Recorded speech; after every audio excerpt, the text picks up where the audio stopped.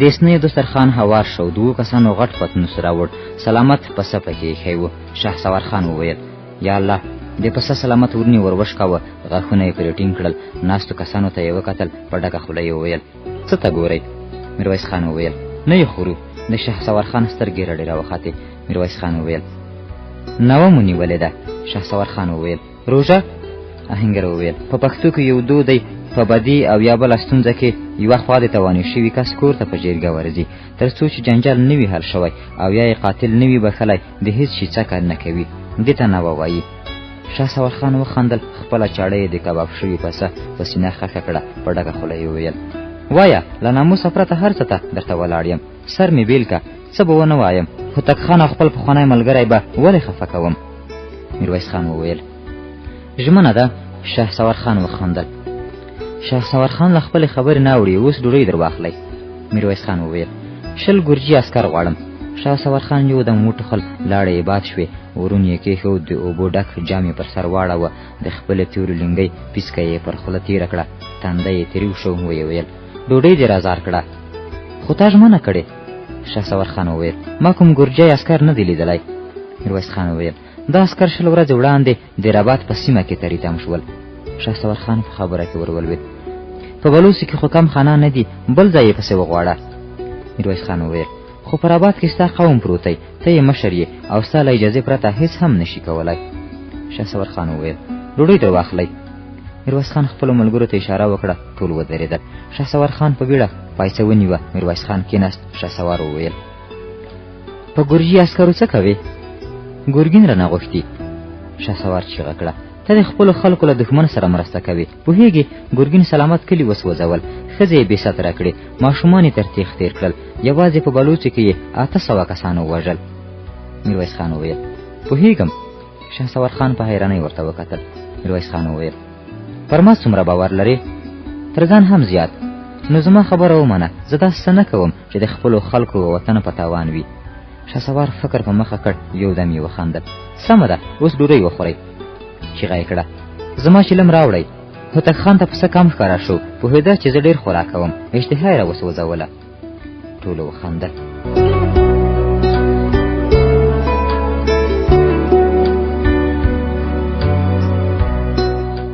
د سمڅې په خوله کې د ولاړو مسلح بلوڅو پر خپلو سینو لاسونه کېښودل. شهسوار وویل میرویس خانه سمڅ ته ورښکته کېږو. په سمڅه کې تیاره وه. میرویس خان او ملګري یې ودرېدل. شهسوار چیغه کړه یو څه راوړئ. د سمڅې په خوله کې سره رڼا وګرځېده. یو څوک راغی. د لرګي په سر کې له تاو شوې غوړې ټوټې سرې لمبې پورته کېدلې. ټول مخکې لاړل. میرویس خان ودرېد. په حیرانۍ یې وویل دا دې څه کړي؟ مشل یې ور واخیست. د ناستو کسانو پښو ته ځنځیرونه ور لوېدلي وو. ټول 4 هډوکي ښکارېدل. ببرو ګیرو او سرونو یې د سمڅې پر ډبرو تېره سیوري جوړ کړي ول. د ټولو سترګې رډې راختلې وې. شهسوار خان یو بندي په پښه پورې وهه. ځنځیرونه وشرنګېدل. شهسوار وخندل 20 ورځې مې یوازې شړومبې ورکړي دي. میرویس خان مخکې لاړ. بندیانو په حیرانۍ ورته کتل. شهسوار وویل راځئ ساه مې بنده شوه. له دې سرکوزو د شړومبو تروش بوی لټېږي. ټول د باندې ووتل. میرویس خان وویل ما وګڼل ټول 18 کسان وو. شهسوار وویل څه یې کوې همدا بوزه. خو ګرګین راته ویلي وو چې 20 تنه دي. د دې عسکرو مشر د ګرګین نږدې ملګری دی. شهسوار وخندل. راځه. وی وړې کندې ته ښکته شول.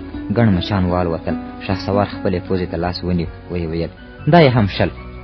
میرویس خان مخکې ورغی. د ډبرو په منځ کې 2 کسان پراته ول. د یوه په ټټر کې لوی فرار ښکارېده. شهسوار وویل همدا چاغ سرکوزه یې مشر وو. ډېرې چیغې یې وهلې. بس حوصله یې را ختمه کړه. هغه بل یو څه تازه دی. 2 ورځې یې نه دي وتلې. په سمڅه کې مار وچیچه. دواړه بیرته پورته وختل. شهسوار وویل خو یوه خبره ده د عسکرو ټوپک او آسونه به نه رانه غواړي. میرویس خان وویل نو دا 4 هډوکي ګرجیان به دا دومره اوږده لاره څنګه وهي؟ په شړومبو د کلمې ورسورۍ کړي دي. پلي هم نشي تلای. شهسوار وخندل. غم مه کوه ښې مستې خرې به درکړم. میرویس خان وخندل. شهسوار په خندا کې وویل یوه بله د عسکرو د کوټونو پوښتنه به هم نه رانه کوې. عجب سره پنډ کوټونه ول. خرو ته مې کتې ترې جوړې کړې.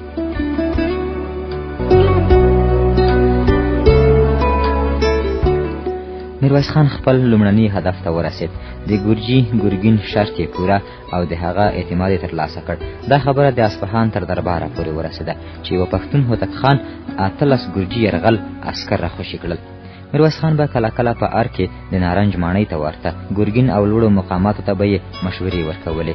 د خپل شناخت او په خلکو کې د ګرانښت په برکت له ځینو هغو قومونو مالیې راټولې کړې چې د مالیو په ورکړه کې یې سستي کوله. میرویس خان د ګرګین د وسلو له مسؤل سره وپېژندل، میلمستیا یې ورته وکړه او په مختلفو سوغاتونو یې ونازاوه. میرویس خان ته معلومه شوه چې دا سړی د پیسو په مقابل کې تر هر څه تیر دی. یو ورځ یې د وسلو د ډیپو مشر ته د سرو زرو 50 سکې ورکړې، هغه هم د شپې په تیاره کې. آهنګر یو ټوپک ورواخیست، د ټوپک په خزانه کې پټاکۍ کېښوده، باروت او غټه چاره یې د ټوپک له خولې ور واچوله، پر اوسپنیز سیخ یې تخته کړ، د ونې پر تنې یې ډز وکړ. آهنګر خوشحاله و، خدای هم وویل چې تر انګریزي ټوپک ښه نه دی. میرویس خان خپل ورور عبدالعزیز کابل ته ولېږه، ورته ویل چې په یوه چل د کابل له مغولي حکمران څخه انګریزي ټوپک واخله.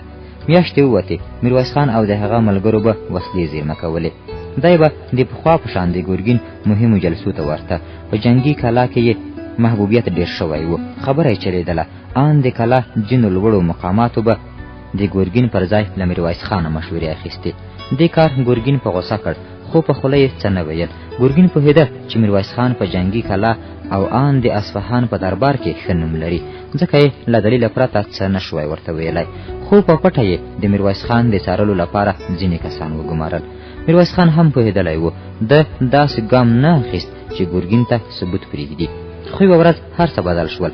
سهار یې کور ته د ګرګین عسکر ورغلل او میرویس خان یې جنګي کلا ته بوت.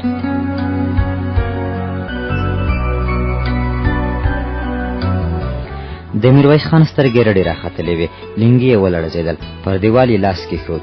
آهنګر د لوی سلون په منځ کې ولاړ و، له خولې یې وینې بهېدلې، لاسونو او پښو ته یې زنځیرونه ورلوېدلي وو. میرویس خان د ګرګین په غږ جټکه وخوړه. ها میرویس خانه، راځه تا ته ماتل وو. میرویس خان ورغی، تنظیم یې وکړ، شاوخوا یې وکتل، په سلون کې ولاړ ټول مقامات شناختول. ګرګین وویل وبخه، په دې شنه سهار کې مو مزاحمت درته وکړ. ولاړ شو، زانګې وانګې راغی، میرویس خان ته مخامخ ودرېد، له خولې د شرابو بوی ته. بیا تر آهنګر راوګرځېد، ویې ویل میرویس خانه، دا سړی پېژنې؟ میرویس خان آهنګر ته وکتل، سترګه یې تکه شنه وه. میرویس خان وویل هو، زما ملګری دی.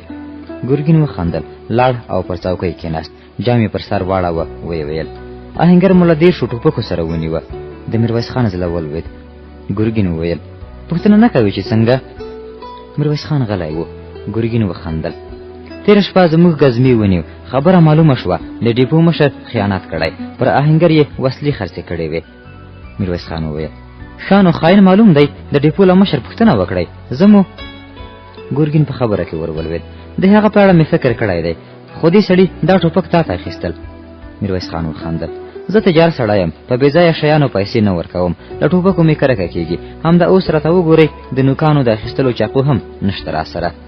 خو د ډیپو مسؤل بل څه وایي، په 2 قمچینو یې اقرار وکړ چې دا وسلې یې پر تا پلورلې. میرویس خان وویل د یوه نفر خبره ثبوت نه ده، تاسو ما پېژنئ چې صفوي حکومت ته صادق انسان یم. ګرګین وخندل. اسانه ده، اوس به یې 2 نفره کړو. لاسونه یې سره وجنګول، له ونې ټیټ تور سړی راغی، چاړه او امبورونه پسې ځړېدل. ګرګین وویل آهنګر په خبرو راولئ. تور سړي په خواره خوله وویل صاحب، دا سړی له ډبرې جوړ دی، 2 غاښونه مو ور وایستل، د کیڼ لاس ګوتې مو ورته ماتې کړې، خو اقرار یې ونه کړ. ګرګین چیغه کړه احمقه، د ګوتو نوکانې لا پاتې دي. تور سړي د آهنګر نوک ته امبور ونیو. آهنګر چیغه کړه، ځنځورونه وشرنګېدل، پر ملا تاو شو، کېناست، پر غولي سور رنګ ولوېد. میرویس خان سترګې پټې کړې. ګرګین آهنګر ته ورغی. تور سړي آهنګر تر ولیو ونیو. آهنګر ودرېد. ګرګین چیغه کړه ووایه وسلې د چا ته اخیستې؟ آهنګر څوکړل، د ګرګین پر سره مخ سرې لاړې وبهېدې. تور سړي آهنګر پر ژامه وواهه. آهنګر ولوېد، ویې ټوخل. ګرګین په خپل مخ لاس تیر کړ، ویې ویل همدا نن یې توپ ته وتړئ. تور سړي آهنګر تر ولیو ونیوه. دواړه له سرونه ووتل. ګرګین وویل میرویس خانه، ته خان یې؟ میرویس خان وویل نه، زه صفوي پاچا ته صادق یم. ګرګین چیغه کړه دا خاین زندان ته یوسئ. 2 عسکر راغلل، د میرویس خان لاسونو ته یې کړۍ ور واچولې، له سلونه یې وایست. چوبه چوپتیا شوه. ګرګین پر څوکۍ کېناست. له ډېرې غصې یې سره ډبل بریتونه لړزېدل. شېبه وروسته یې د جنګي کلا ټول مقامات راټول کړل. ګرګین او ځینو نورو ګرجي قمندانانو ټینګار کوه، ویل چې میرویس خان خیانت کړی دی، باید توپ ته وتړل شي. خو د جلسې ډېره برخه په دې باوري وه چې میرویس خان ساده سړی نه دی، د هغه وژل به قومونه راوپاروي. په کندهار او شاوخوا سیمو کې به د ګرګین حکومت کمزوری کړي او کمزوری ګرګین به صفوي پاچا ته هم خوند ورنه کړي. په پای کې ټولو پریکړه وکړه چې میرویس خان لاس تړلی اصفهان ته ولېږي.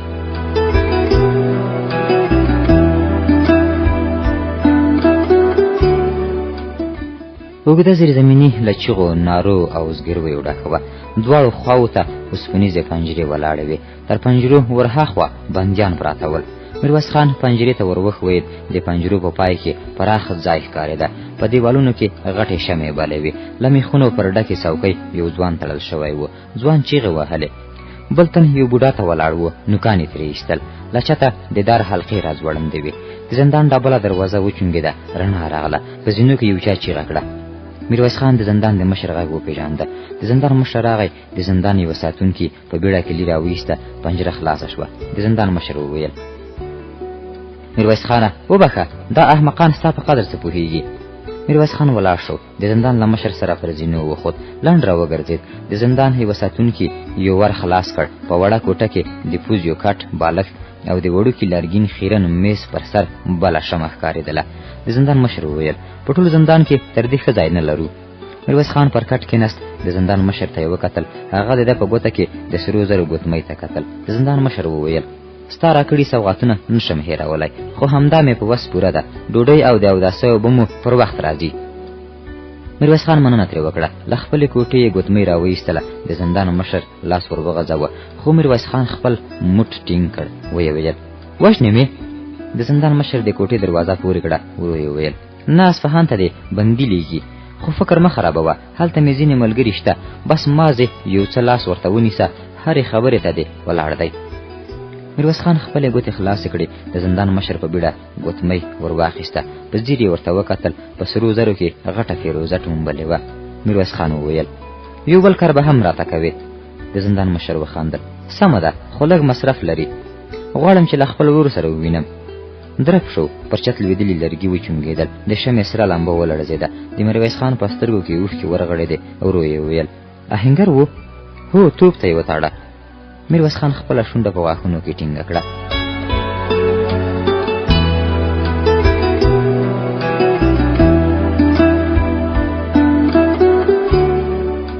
په څلورمه ورځ د میرویس خان ورور یحیی خان زندان ته راغی. ویل یې چې له ځینو قومي مشرانو سره مې خبرې وکړې.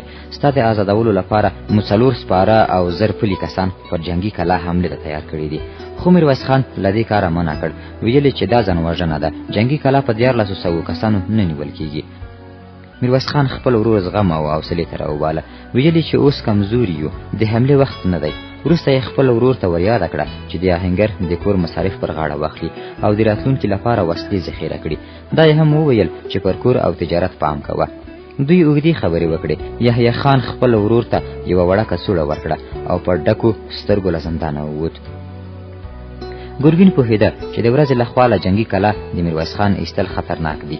یوه شپه څو کسان راغلل. د میرویس خان لاسونه یې ور وتړل او له زندانه یې وایست. د باندې په 4 آسونو پسې تړل شوې سرې بټۍ یعنې ګاډۍ ولاړې وې. میرویس خان په باګۍ کې کېناست. د 4 آسونو پښې وخوځېدې. شاته 6 سپاره پسې روان شول.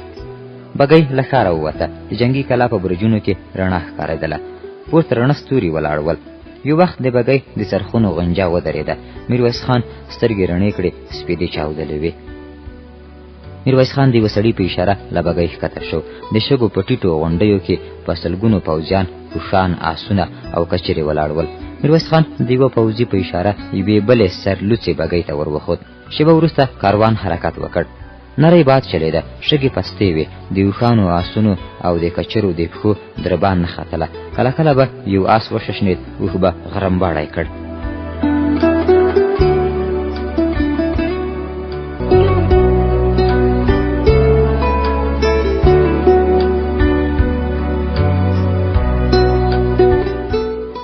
کاروان په 13مه شپه اصفهان ته ورسېد. تیاره وه. میرویس خان له رڼا وپوهېده چې اصفهان تر کندهاره لوی ښار دی. میرویس خان یې د ښار عمومي زندان ته بوت. د زندان هسک دیوالونه له ډبرو جوړ وو. په برجونو کې یې مشلونه بلول. په هر برج کې 2 وسلوال ښکارېدل. میرویس خان یې یوې وړې کوټې ته بوت. کوټه هسکه وه. پورته په ډبرو کې یوه وړه دریڅه ښکارېدله. په دریڅه کې پنډ سیخان ولاړ ول. د میرویس خان سر درد کاوه. اوږده مزل بېسیکه کړی و. تر یوه څه وخته ویښ و. وروسته خوب یوړو.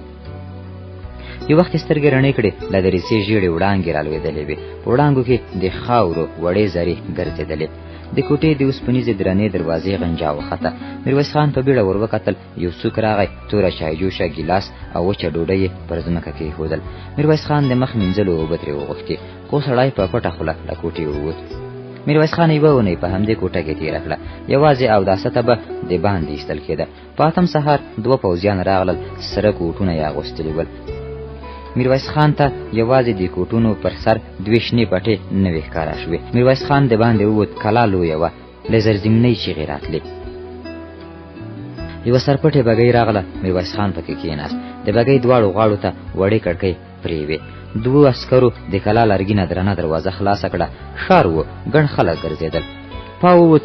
بګۍ بلاحصار ته وخته. بلاحصار پر یوه ټیټه غونډۍ جوړ و. هسک ډبرین دیوالونه یې لرل. په عمومي لرګینه لویه دروازه یې د 2 تورو او یوه زمري انځورونه راسامي شوي وو. میرویس خان د بلاحصار په منځ کې له بګۍ ښکته شو. غولی پر هوارو ډبرو فرش و. میرویس خان پوه شو چې د بلاحصار دیوالونه پلن جوړ شوي دي. د دیوالونو پر سر عسکر ګرځېدل. ځای ځای به توپونه ولاړ وو. یو ناڅاپه ډزې شوې. میرویس خان په بیړه کیڼ لور ته وکتل. قطار ولاړو عسکرو د نښې ویشتلو تمرین کاوه. په ونه لوړ پوځي راغی. میرویس خان یې په اشاره پوه کړ چې په ده پسې روان شي. ګڼې ودانۍ وې. یو ځای تورې تېرېدلې. بل ځای څو کسانو کړۍ او زنځیرونه جوړول. بل ځای یوه لوی ګدام ته ډکې بوجۍ وړل کېدلې. ټول بلاحصار له عسکرو ډک و. میرویس خان پر زینو وخوت. په ونه لوړ پوځي دروازه خلاصه کړه. کوټه ښکلې وه. دیوالونه یې سپین ول. پر کړکیو وریښمینې پردې راځړېدلې. میرویس خان پر یوه څوکۍ کېناست. شاوخوا یې وکتل. د ښکلي میز پر سر د صفوي حکومت د حدودو نقشه پرته وه. دروازه خلاصه شوه. یو ډنګر سړی راغی. سور نوی کوټ یې پر تن و. پر ټټر یې 4 شنې پټې پرتې وې. سړي میرویس خان ته لاس ورکړ. ویې ویل زه د شاهي ماڼۍ د ګارد مشر ماینباشي علي خان یم. میرویس خان د ماینباشي په معنا پوهېده. په صفوي حکومت کې یې ماینباشي د 0 کسانو مشر ته ویل. علي خان پر څوکۍ کېناست. په وره کې ولاړ پوځي ته یې د چایو د راوړلو امر وکړ. د میز پر سر واړه کاغذونه یې ورټول کړل. میرویس خان ته یې وکتل. ویې ویل میرویس خانه تا تل له موږ سره مرسته کړې. پاچا هم خبر دی. خو علي خان د دروازې په خلاصېدو غلی شو. یو عسکر راغی. پتنوس یې پر میز کېښود او د باندې ووت. علي خان میرویس خان ته اشاره وکړه. میرویس خان د تورو چایو ډکه پیاله ور واخیسته. علي خان خپله خبره بشپړه کړه. خو له تا مو د صفوي حکومت پر وړاندې د خیانت تمه نه لرله. میرویس خان وویل زه اوس هم پاچا ته صادق یم. علي خان ګیلاس ور پورته کړ. ویې ویل خو د ګرګین خان لیک بل څه وایي. پاچا ته یې لیکلي دي چې تاسو د کندهار له جنګي کلا وسلې ایستلې او د صفوي حکومت پر ضد مو بغاوت کاوه. میرویس خان وویل ښاغلي ګرګین خان ته احترام لرم خو دا خبره یې د منلو نه ده. هغه داسې کوم ثبوت نه لري چې ما خاین معرفي کړي. علي خان په خبره کې ورولوېد. لنډه به درته ووایم دا د صفوي پاچا شاه حسین حکم دی. متاسفه یم تاسو نور له بلاحصاره نشئ وتلی. ګرګون پاچا ته لیکلي چې که میرویس خان بیرته کندهار ته راشي نو صفوي حکومت ته لویې ستونزې جوړوي.